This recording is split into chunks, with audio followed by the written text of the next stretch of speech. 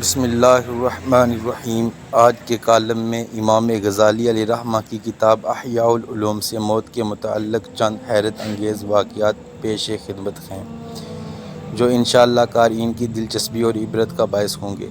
حضرت امام غزالی علیہ رحمہ نے باب باندھا ہے ملک الموت کی آمد پر حیرت ظاہر کرنے والے واقعات۔ آپ لکھتے ہیں، اشعث ابن اسلم کہتے ہیں کہ حضرت ابراہیم علیہ السلام نے ملک الموت سے، جن کا نام عزرائیل ہے، دریافت کیا کہ اگر ایک آدمی مشرق میں ہو اور دوسرا مغرب میں، اور دونوں کا وقت ایک ہو، یا کسی جگہ روحیں قبض کرنی ہو جہاں وبا پھیلی ہوئی ہو یا جنگ ہو رہی ہو، تو تم کیا کرتے ہو؟ انہوں نے کہا کہ اللہ کے حکم سے روحوں کو بلاتا ہوں اور وہ میری انگلیوں کے درمیان سما جاتی ہیں تو میں انہیں قبض کر لیتا ہوں۔ ایک روایت یہ بھی ہے کہ پوری زمین ملک الموت کے لیے ایک پلیٹ کی طرح ہے، وہ جسے چاہتا ہے اس میں سے لے لیتا ہے۔ دوسرا واقعہ، وہب بن منبع کہتے ہیں کہ ایک بادشاہ نے کسی جگہ جانے کا ارادہ کیا، پہننے کے لیے بہترین لباس منگوایا، سواری کے لیے بہترین سواری منگوائی، اس پر سوار ہو کر بڑی شان و شوکت اور متکبرانہ انداز سے نکلا کہ اس کے نزدیک کسی آدمی کی کوئی اہمیت نہ تھی۔ اسی دوران اس کے پاس ایک بدحال اور پراگندہ بال شخص آیا اور اسے سلام کیا، لیکن بادشاہ نے اپنے غرور اور تکبر کی وجہ سے اس کے سلام کا جواب نہ دیا۔ اس شخص نے اس کے گھوڑے کی لگام پکڑ لی۔ بادشاہ نے کہا کہ لگام پکڑ کر تو نے بہت بڑی غلطی کی ہے۔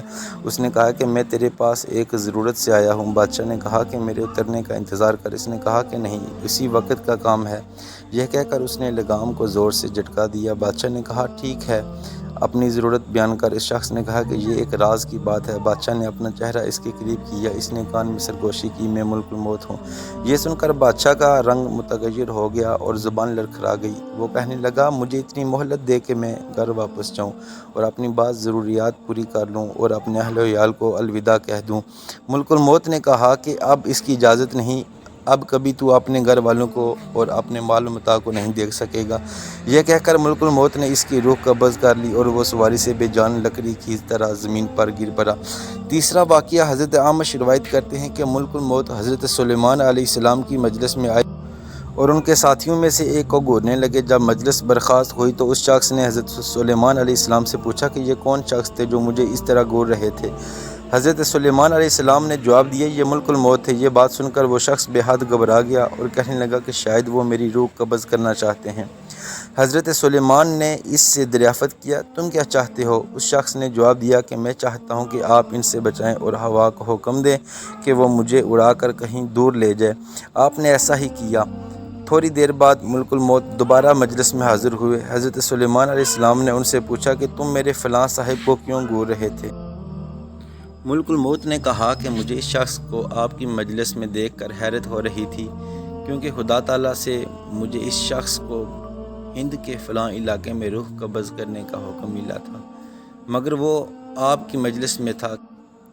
مگر جب میں اس علاقے میں پہنچا تو وہ وہاں موجود تھا جہاں میں نے اس کی روح قبض کر لی۔ چوتھا واقعہ، ایک بندہ مومن سے ملک الموت کی ملاقات۔ ملک الموت نے اس بندہ مومن سے کہا کہ مجھے تم سے ایک راز کی بات کہنی ہے۔ اس نے کہا کہ ضرور کہو۔ ملک الموت نے کہا کہ میں ملک الموت ہوں۔ اس نے کہا کہ خوش آمدید، آپ سے ملنے کا بہت شوق تھا۔ ملک الموت نے کہا کہ جو کام تم نے کرنا ہے وہ پورا کر لو۔ اس شخص نے کہا کہ مجھے خدا کی ملاقات سے زیادہ کوئی کام محبوب نہیں، آپ میری روح قبض کر لیں۔ ملک الموت نے کہا کہ تم کس حالت میں مرنا پسند کرو گے؟ اس نے پوچھا، تمہیں اس کا اختیار ہے۔ ملک الموت نے کہا کہ تم جس حالت میں مرنا پسند کرو گے میں اسی حالت میں تمہاری روح قبض کروں گا۔ اس نے کہا کہ میں سجدہ کی حالت میں مرنا چاہتا ہوں۔ اس نے خدا کے ہاں سر سجدہ میں رکھ دیا اور ملک الموت نے اس کی روح قبض کر لی۔ پانچواں واقعہ، وہب بن منبع کہتے ہیں کہ ملک الموت نے ایک ایسے زبردست بادشاہ کی روح قبض کی دنیا میں جس کی شان و شوکت کے ڈنکے بجتے تھے۔ ملک الموت اس کی روح کو لے کر آسمان پر پہنچے تو ملائکہ نے ان سے پوچھا، اے ملک الموت، آپ کو کس کی روح قبض کرتے ہوئے رحم آیا؟ ملک الموت نے کہا کہ ایک مرتبہ مجھے ایک ایسی عورت کی روح قبض کرنے کا حکم دیا گیا جو جنگل میں اکیلی تھی اور اس نے وہاں ایک بچے کو جنم دیا تھا۔ مجھے اس کی غریب الوطنی اور بچے کی تنہائی کا خیال آیا کہ وہ اس جنگل میں تنہا ہے، کوئی اس بچے کی دیکھ بھال کرنے والا بھی نہیں ہے۔ فرشتوں نے کہا کہ جس بادشاہ کی روح لے کر تم یہاں آئے ہو وہ یہی بچہ تھا جس پر تم نے رحم کیا تھا۔ ملک الموت نے کہا کہ خدا جس پر چاہے رحم فرمائے۔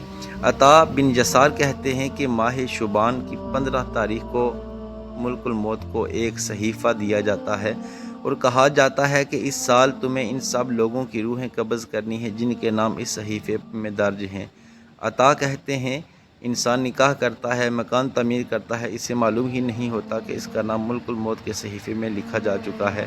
حضرت حسن بصری کہتے ہیں کہ ملک الموت ہر روز 3 مرتبہ تمام گھروں کی تلاشی لیتے ہیں اور ہر اس شخص کی روح قبض کر لیتے جس نے اپنا رزق وصول کر لیا ہے اور اپنی عمر پوری کر لی ہے۔ جب اس کے گھر والے روتے ہیں تو ملک الموت کہتے ہیں کہ اس نے اپنی عمر پوری کر لی ہے۔ جب تمہاری عمر بھی پوری ہو جائے گی تو تمہاری روح بھی قبض کرنے آؤں گا۔